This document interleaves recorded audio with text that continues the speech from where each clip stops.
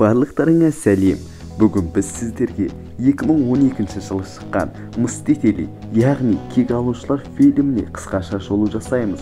Шитаури атты өзге ғаламшарлықтар жер планетасын басып алуға дайындалуда. Негізгі мақсаты дәл осы жерде Тессеракт атты маңызды тас бар.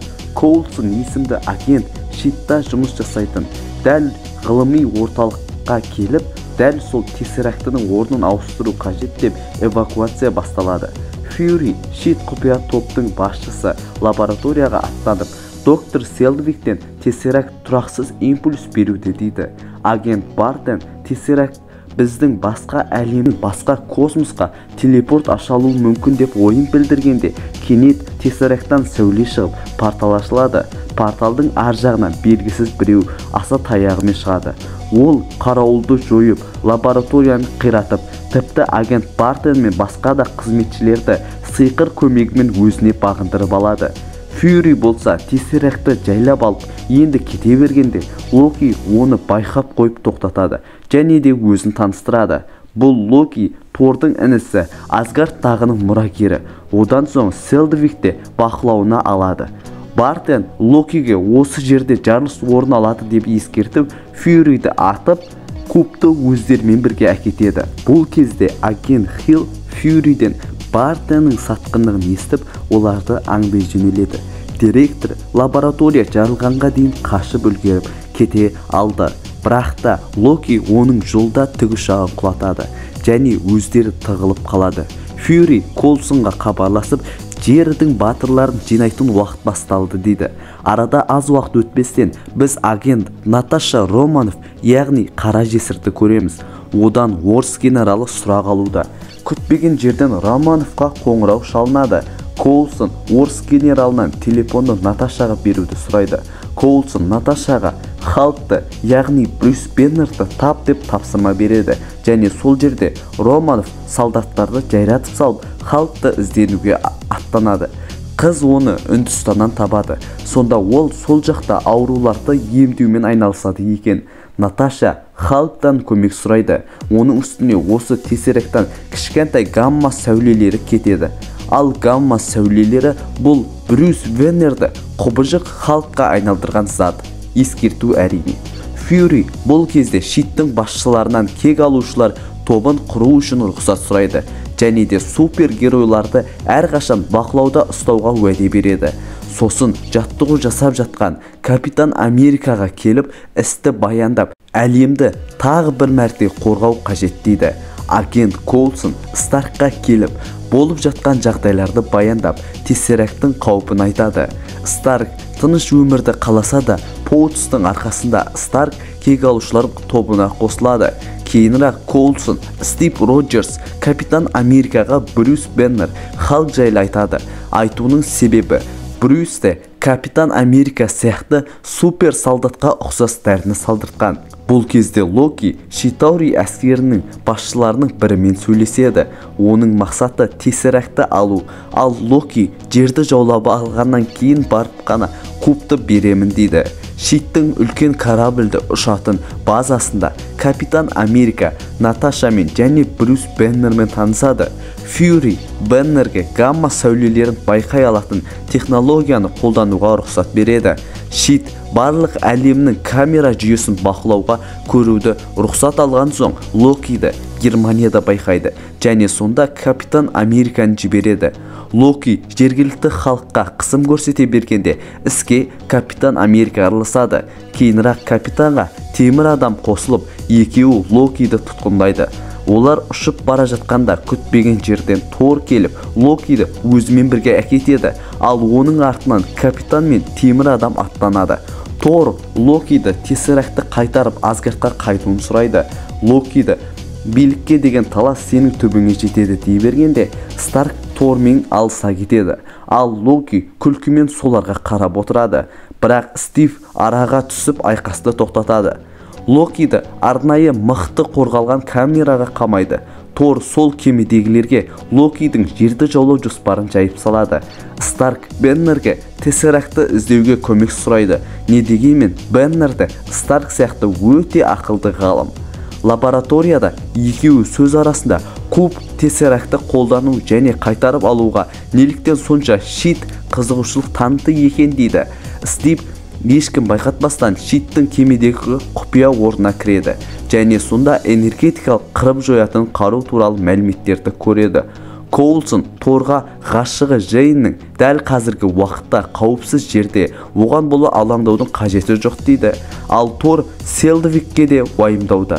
Фьюри Тордан ініңмен сөйлесіп, оның жоспарын білуге тырыссай, неге ол қамауда отыруға құштар дейді.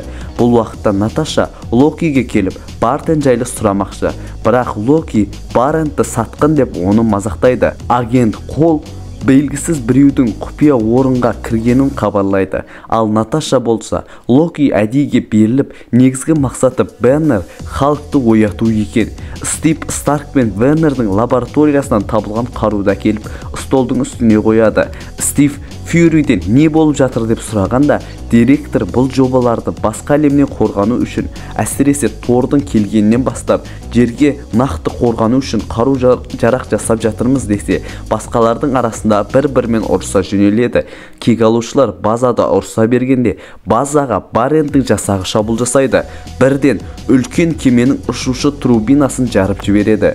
Фьюри Старк пен капитанды көріп, турбинаны жөндеуге жібереді. Наташа доктор Беннермен бірге бір бөлмеде қалып қояды. Беннер халыққа айналып, Наташаны қуа жөнеледі. Көмекке Тор ұмтылып, гигантпен алыса бастайды. Ал бұл кезде Баренттің адамдары базаға басып кіреді. Ал Фьюри қырып жоюшы ұшаққа халықты атуды бұйырады. Атқан сайын халық одан бетер ашуланып, ұшаққа секіріп, оны бұзады. Ақыры өзі де ұшақпен бірге жерге құлдилайды. Бартен әдейіге компьютерді бұзып, соның кесірінен кеменің басқа да ұшатын турбинасын құртады. Бұл кемеге оң әсер етпей, жерге соғыла жасайды. Ал Барент Локидің камерасына аттана бергенде, Наташа Барентті жолда талдырып тастайды. Стив темір адаммен бірге ұшақ турбинасын сәтті қозғалта алды. Бұл уақытта Локи Торды алдап, өзін тұзаққа түсіріп, оны жерге тастай салады. Бірақ ол өзінің балғасы арқылы құтыла алды. Локи тессерактты алып, қосалқы ұшақпен кетіп үлгереді. Фьюри жаралы Коулсонды көреді. Сөйтсе сол Локиді тоқтатуға тырысқан. Бірақ оқ өзіне тиген және де қайтыс болады. Директор Капитан Америкаға батырлардың ортақ жау агрессорға қарсы ұжымдасып жұмыс жасаудың орнына әрқайсысы өзінше әрекет етті деп ұрсады. Және адамдар шарасыз кезде бірге әрекет етіңдер дейді. Сюжеттен кейін бізге Тор өз балғасын алуға бара жатыр. Ал халық болған адам кейпіне Брюс Беннер әлде бір ғимараттың ішінде бұзып жатып есін жияды. Бұл уақытта Бартен Наташаны соққыларынан кейін өзіне келіп Локидің шабуылын айтады. Бірақ нақты қай жаққа шабуылдайтыны белгісіз. Жерге шабуыл жайлы талқылау аясында Старк қорытындыға келіп, өзінің биік ғимаратының үстінде портал ашуы мүмкін деген тоқтауға келеді. Команданың барлығын жиналып, қарсыласқа қарсы аттанады. Өзінің биік ғимаратына келе салысымен порталды Старк өзінше жоюға тырысады. Бірақ құрылғының өзін қорғау жүйесі Старкқа ойын жүзеге асыруына кедергі болады. Және де дәл сол кезде порталдың ауыр жарылысының кесірінен Селдвикке де әсер етіп, Селдвикті өзінің есін жоғалтады. Старк Джарвис жасанды интеллектке роботының жаңа нұсқасын жасауды тапсырады және өзінің ғимаратынан Локиді кездестіреді.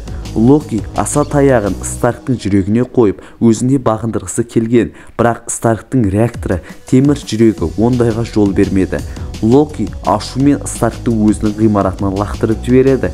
Биік ғимараттан құлай келе, оған темір роботтың костюмдері дер кезінде киіп үлгеріп, Локиге соққы жасайды. Селдвик порталды іске қосады. Оның ішінен өте көп Читауридің әскері шығады. Старк солармен айқаса кетеді. Тор Старктың ғимаратына келіп, Локимен айқаса бергенде порталдан үлкен Читаури әскерінің үлкен кемелері шығады. Бартен, Стив, Наташа үшеуі халықты эвакуация жасайды. Тор мен Беннер кейінірек халыққа айналып команда ұжымдасып шабуыл жасайды. Ал Стив Капитан Америка команданың басшысы ретінде әрқайсысына тапсырма береді. Соғысып жатқанда Фьюри SHIELD агентінің басшыларымен келісімге келе алмауда. SHIELD агентінің басшылары Манхэттенде атом бомбасын тастауды тапсырады.